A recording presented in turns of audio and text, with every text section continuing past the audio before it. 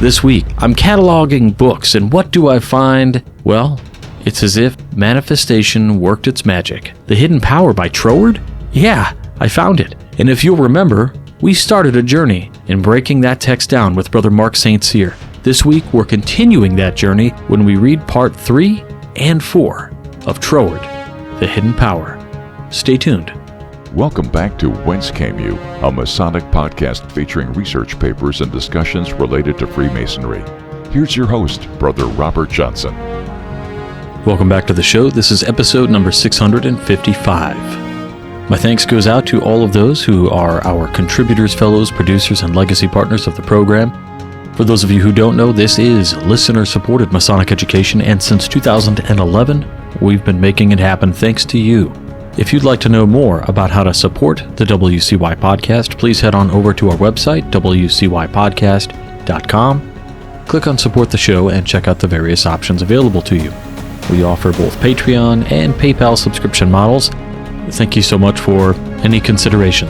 There are a few other ways you can help support the podcast. You can click on the shop on the website, which will have various items that we offer. If you choose anything that is done in leather, that is me actually making, cutting, sewing, all of that stuff. So that stuff is made to order typically. And if you have custom things you'd like made, please just send me a message via Skull and Crown website. Links on the website as well under More in the header. And of course, we have our bookstore, which contains links to all of the various books that are on Amazon. However, it looks currently as if those books are not showing up. Graphics are not loading. So I will have to fix that. Other things on the website. I did want to go ahead and call out a couple of other things on our website that I do like to mention periodically. Of course, other projects that we're involved with are the Skull and Crown Limited, which is where I do all my leather work through. All of the proceeds and profits go right back into to funding Masonic education initiatives. We have Masonic Legacy Society, Truth Quantum. We have the Civic Freemason. The Masonic Readers podcast is another podcast I've done. We did one season. And we're looking to do another one soon, but cable tows being what they are, sometimes it takes a little bit to get things moving. We also have links back to the YouTube site, Masonic Curators, something I started a long time ago, but which has been taken over by the Grand Lodge of Massachusetts Committee, who does a job that is far superior to anything I could have ever done. They've turned it into something amazing, and I still love it. So please check that out. Something for you Manly P. Hall lovers. We remastered a bunch of Manly P. Hall lectures, and those are available on our website as well, and they're all just, you can download them through a Google Drive, which is their Masonic Radio Theater, and of course our episode vault. And, you know, if you'd like to do tarot readings or anything like that, I do those, and you can hit me up via that. So all of that out of the way, I want to say that as I was going through this library, which, by the way, I have finally gotten through all of the books. I separated all of the transactions from the philosophy and other textbooks, from the antiquarian books, and just books on philosophy and masonry. We had about 700, and so there are about there's probably about 500 other books that are either, I would say 400 of them are probably proceedings, and there's another 100 or so that are antiquarian texts. Now, of all those texts, it was amazing because the last book on the shelf, actually, it wasn't the last book on the shelf. It was the second to last book on the shelf. I found a book called The Hidden Power by Troward. What? You mean this awesome author who Mark St. Cyr has been condensing and making available in a contemporary sense via the Midnight Freemasons? That book was in my garage? It was. I couldn't believe it. So pretty awesome. I'm going to share a picture of that book on social media once I get down back to the box that I have, because, you know, several of those books I've cleaned up and I'm keeping for my own library. But there are about 150 of those books that are probably getting mailed all over the country to people that I know needed those books for study, for their presentations, for their own enlightenment, and maybe they're just long-time personal books they needed to complete some set that they had. And so we're taking care of those. And of course, hundreds of books are going back to Masonic libraries all over Illinois and around the country. So it's going to be a very plentiful giving season, if you know what I mean. A lot of media mail going out. But because I found that book, it reminded me, I said, hey, we're going to get back to reading the hidden power, and we need to read parts 3 and 4. So, strap in, because here we go. Now, before we get into the hidden power, I do want to mention that if you wanted to hear parts 1 and 2, then you'll want to listen to episode number 653, which is titled The Hidden Power, Part 1. Part 1 comprises 1 and 2. This will be Part 2, comprising pieces number 3 and 4.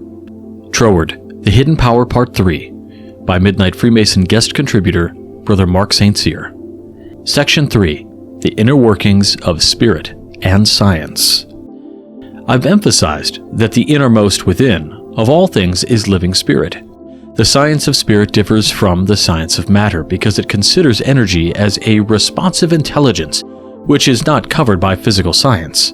These 2 points are crucial if we want to understand spirit clearly and avoid being misled by purely physical science arguments. The liveliness of the originating principle, evident in all living things, shows intelligence and responsiveness, which are sometimes subtle but undeniable. It's hard to deny that an intelligent order runs throughout nature. The more deeply we investigate the world, the clearer it becomes that all science translates into words or symbols of a pre-existing order. The highest clarity of this existing order, which our minds can understand, is the highest form of human intellect. This suggests a corresponding intelligence in the universe, creating a harmonious whole. Unless we dismiss the idea of a divine craftsman working outside of himself, we need to explain the phenomenon of nature's intricate design. This points to the living spirit inherent in everything, giving it form, purpose, and definition. There is no randomness in nature. Every action and reaction in atoms, molecules, tissues, organs, and individuals is guided by an intelligent force. At each stage, the collective intelligence surpasses the sum of individual parts. These observations can be proven by physical science and play a significant role in spiritual science, showing how spirit adapts means to ends and harmonizes existence. This intelligence is inherent in spirit, as there is no other source from which it could come. Thus, spirit is intelligent, and its actions are guided by this intelligence. Spirit is also responsive. We must recognize that while lower degrees of spirit's intelligence don't match the intelligence of a complex whole, spirit is in its entirety is highly organized and intelligent. The higher organization shows a degree of spirit that is superior and capable of exercising control over all aspects of life. Being intelligent, spirit knows, and in knowing, it is life itself. It recognizes higher powers, and through attraction, it is drawn to higher levels of itself. Spirit is intelligent and responsive, embodying personality. This suggests that spirit, in all its forms, contains elements of personality, even if not always expressed individually. In essence, spirit is always personal. When we reach a high degree of synthesis, we recognize ourselves as manifestations of personality. Humanity represents this manifestation on every plane, and the spirit in us must originate from a high level of spiritual substance. We find that the highest expressions of spirit in humanity reflect the personality that understands itself and organizes its purposes. Spirit, in its various forms, must act according to its own intelligent and responsive nature, creating order from itself. However, if we misuse spirit's power for personal gain, we fall short. Spirit must be used for its creative purpose, leading us to higher potential. Following the law of spirit, we advance toward greater fulfillment. The spirit of life is ultimately summed up in goodness. Spirit is life, and every action aligns with benefiting the whole. This is spirit's law, showing its intelligence and responsiveness to its inherent character. The guiding principle of spirit is goodness. We must use the spirit's power wisely, aiming for universal benefit. That means acting in line with the core law of spirit, promoting growth, intelligence, and responsiveness for the greater good. Understanding spirit as both intelligent and responsive allows us to see how it operates through the natural and spiritual realms. This dual approach shows that spirit is the foundation of all existence, guiding us to live harmoniously with its laws and principles. Adapted from the original work, Troward, T. 1921, The Hidden Power and Other Papers Upon Mental Science. Well, there we have section 3, talking about the inner workings of spirit and science. Here we see Troward argue for the soul's inherent ability to have both intelligence, responsiveness, and is itself sort of its own thing, but at the same time drives who we are. My favorite line from this particular piece is toward the end, third paragraph from the end rather, where it says, "Spirit must be used for its creative purpose, leading us to a higher potential. Following the law of spirit, we advance toward greater fulfillment. The spirit of life is ultimately summed up in goodness." I love what it has to say about being creative and the idea of being good. This is so far ahead of its time, and yet contemporaries around the same time who were writing about things in a spiritualist sort of way often did so in ways that touched on science, but were erroneous in their assumptions about these things. Troward talks about these things in ways that seem to still be very relevant. One seems to think of guys like Edgar Mitchell, the NASA astronaut who started amazing programs and studying the way mind, body, spirit affects reality and these kinds of things. Quickly, before we move into part 4, I want to go ahead and give a shout out to Masonic Revival. They have been a staple in contemporary Freemasonry as it exists around the world. People are tired of some of the same old designs that continue to come out and get reprinted and things. And it is thanks to guys like Edgar Alejandro and Nick Harvey of the Masonic Revival who design, source, and make great Masonic apparel and aprons and pins and all of these things that allow us to have our fraternal wear match today's wear, if that makes sense. And they are responsible for making our WCY producer's pin. I sent them a redesign of the pin, and Edgar and Nick sent back an amazing design that they said, well, how about we do this? And I just really liked it. So you can check that out today. It's on our website, wcypodcast.com, under the limited edition shop, the producer's pin. We're sending out a bunch today, fulfilling orders that came in the last week or so. So, all that, thank you so much to Masonic Revival. Show your love. Head on over to masonicrevival.com and check out their newsletter. You'll only get emails when they're having a sale, which is not like every day, so don't worry. You won't have to be smashing that unsubscribe button anytime soon. Now, let's go ahead and get into Part 4 of Troward, The Hidden Power Part 4, by Midnight Freemason, guest contributor Brother Mark St. Cyr. The law of spirit, as our investigations have shown, operates at the very core of existence. We have moved from seeing it as merely an aspect of the intelligent order in life to recognizing it as the aggression of this intelligence within the individual. There is no reason why this law should cease to operate at any level. Its principles hold true on both small and large scales. The law shows that the scope of its field is unlimited, leading us to understand that the individual is part of a greater intelligence that governs not only one being, but the collective intelligence of entire communities and ultimately the universe. We need to recognize that the same principles that govern our world also govern the larger universe. This suggests a supreme intelligence that encompasses all individual intelligences, creating a harmonious whole. This idea is not fanciful. It's rooted in our observations of how natural laws, like the law of inverse squares, operate in both small and large scales. This law shows how forces like attraction and repulsion work universally, always resulting in a balanced system. The universality of these laws suggests that spiritual principles too are universally applicable. The old saying, "A truth on one plane is a truth on all," reminds us that principles are not confined to specific circumstances. The factors at play may vary, but the underlying truth remains constant. The law of the generation of power by attraction applies both physically and spiritually. The intimate association between parts working together forms a powerful whole, whether it's the physical attraction between bodies or the spiritual attraction of ideas. This law explains the synergy that results in greater power. This principle, which unites intelligence and power, is fundamental to understanding how everything operates within its sphere yet contributes to a larger system. Importantly, each individual is the center of their universe, with the power to direct their thoughts and control their actions.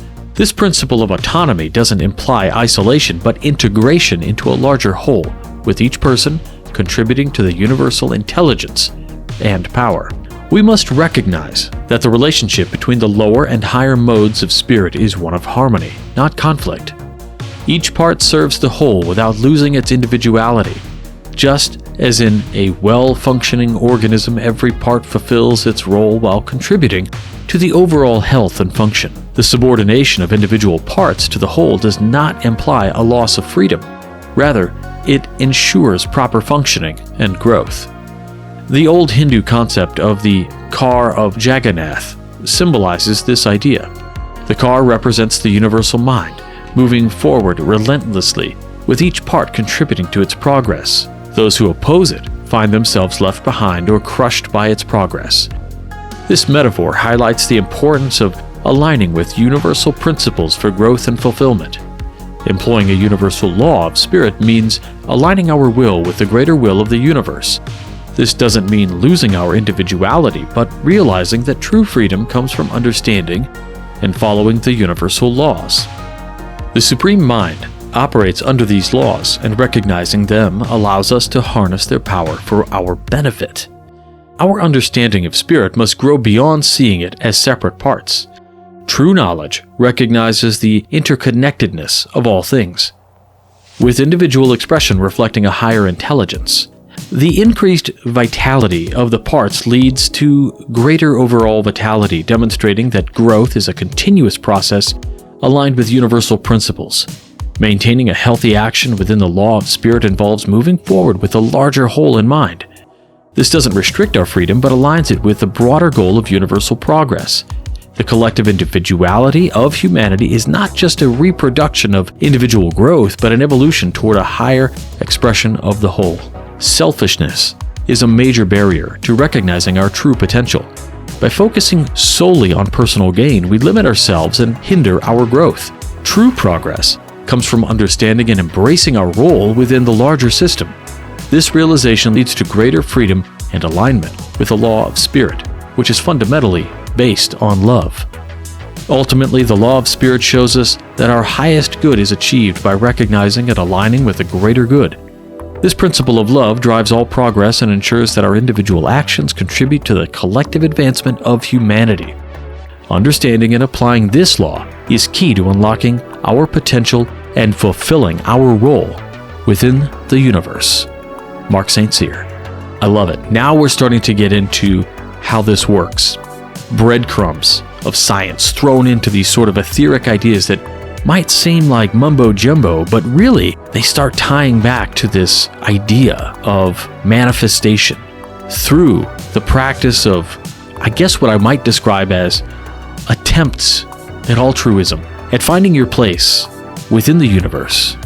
And by finding that place and continuing to do better at what you do, you become the best at that thing, but also you start to expand your quote-unquote hidden power. I love this breakdown, and I'm really enjoying these pieces. I will continue to read them as they come out. I think we're only up to part 4, which is live. So what I will do is I will put links back to part 3 and 4 within the show notes, and I hope you guys really enjoyed this continued look at this hidden gem published back 100 years ago, 104 years ago almost. So with that, I want to thank our producers, fellows, contributors, and legacy partners one more time. And if you're out there and you're thinking about how you can help support the show, well, just head on over to the website, wcypodcast.com, click on support the show, and check out all the various options. Again, if you spend any dollars through anything on wcypodcast.com, it doesn't matter if it's leather goods, pins, books, it doesn't matter what it is, all that goes right back into supporting Masonic education.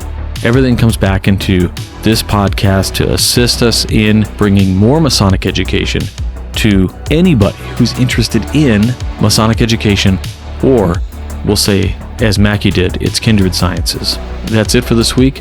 Again, I hope you enjoyed. We'll talk to you all next week, and until then, stay on the level.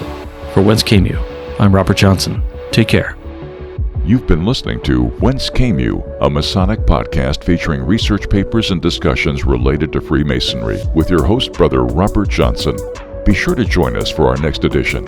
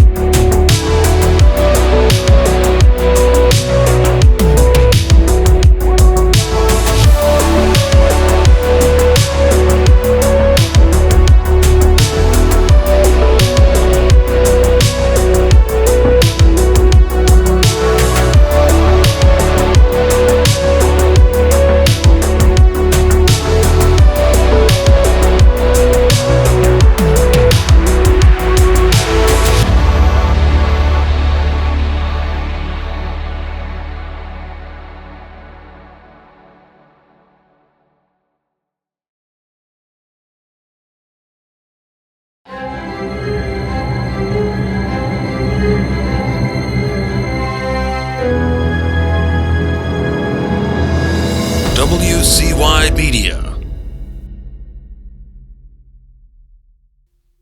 Well, you guys beat me as not.